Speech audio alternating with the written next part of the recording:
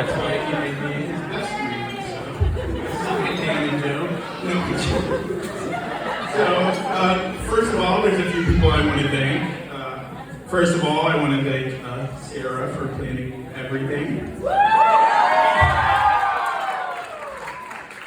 Yes. I also want to thank Jessica and Paul for accepting John in exchange for 2 boats and 1 calf. Thank you.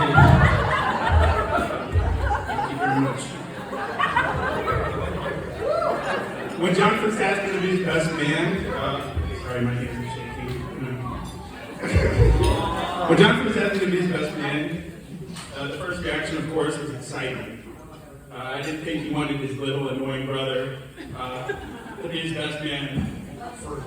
For whatever reason, my family shared the same reaction.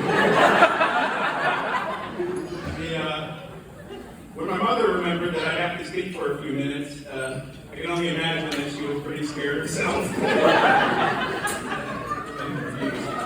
See, John was also nervous. A few weeks ago, John approached me and said, "Don't say anything bad about me. There are a lot of important people here at this wedding." As if I would do that. No, but seriously, I know some of you are thinking, "No where this Kyle guy's coming from. There's nothing bad you can say about John. He's a perfect, harmless puppy dog. He's a saint. He could never do anything wrong. And Kyle can't bring a single thing up that's bad about him." And you're right. He is a saint and a puppy dog. And there is nothing bad about him. But John does tend to say, "Kyle is the only person in the world that can make me angry." He says that a lot. You see, John and I have always been at each other's throats for one reason or another. I would annoy him, and then he would annoy me, and vice versa, until one of us goes too far. And then we confess our hatred for each other and vow to never see each other ever again. Fast forward an hour, we'd forget about it and be jumping on the trampoline.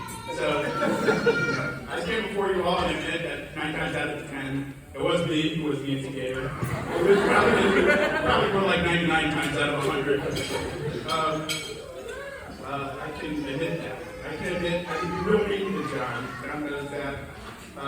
The smallest insignificant things I would always find it would make me irate. I'd say, "Ooh, I finally got a B+ on my chemistry exam." He'd say, "Yeah, I didn't get a question wrong on my midterm."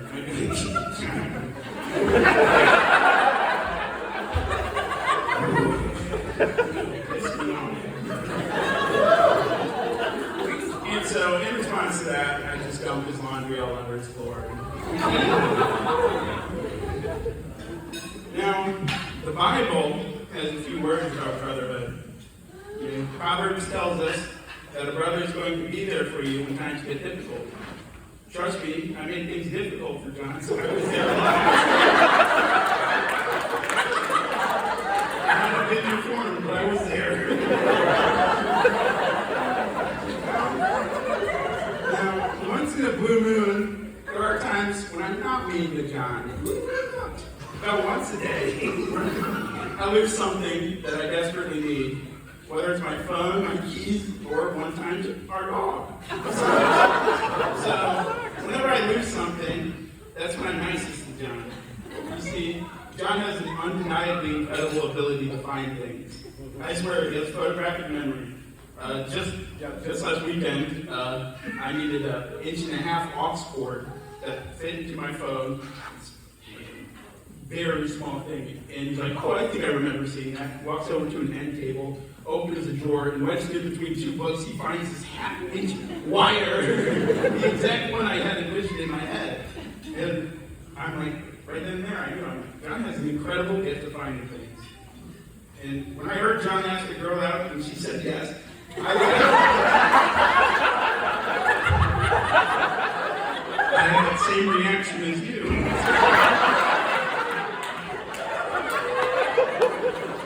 I sat in my room and I thought how funny that joke was and just told me. I'm like, wait.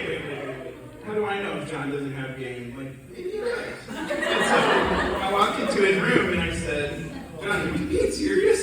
And he said, "Yeah." And she's a professional model too. And I'm like, okay.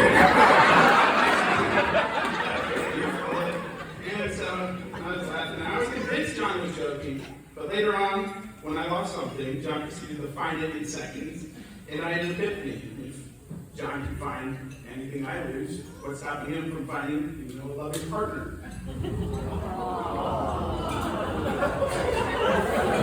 You see, now John is good at finding things, but I didn't fully understand how incredibly good he is at finding things until I met Sarah. Due to the distance between St. Louis and San Antonio, John and Sarah could often be found video calling each other each night when they weren't at school. That was my first introduction to Sarah. I didn't get to know her too well through the video calls, but we met and introduced each other and everything.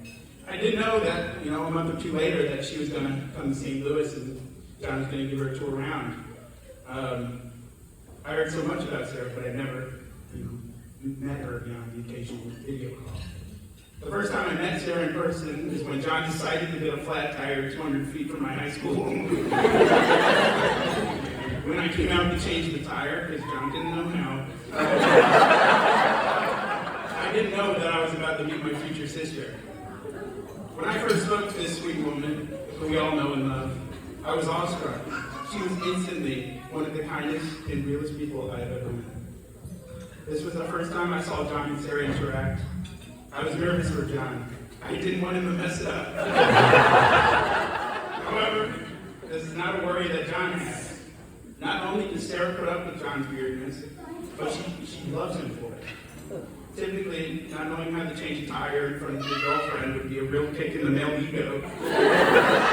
However, this was not the case with John, for he was with someone who took him as he was, and he loved him for his flaws. John is not only 2 years older than myself, but he knows so much more about life and about love. Things that I still can't comprehend, and answers that I have trouble finding. John has always had the unique ability to find things that others have had trouble finding, and finding Sarah was no exception. And Sarah, thank you for finding John. Having known John my entire life, the peace and kindness that you bring to him is unlike anything I've ever seen. He's at his happiest when he's with you, and I thank you for every time I witness you together. And now, ladies and gentlemen, let's raise our glasses to this beautiful couple, and may their life as husband and wife be as full of joy that we see here today. To John and Sarah.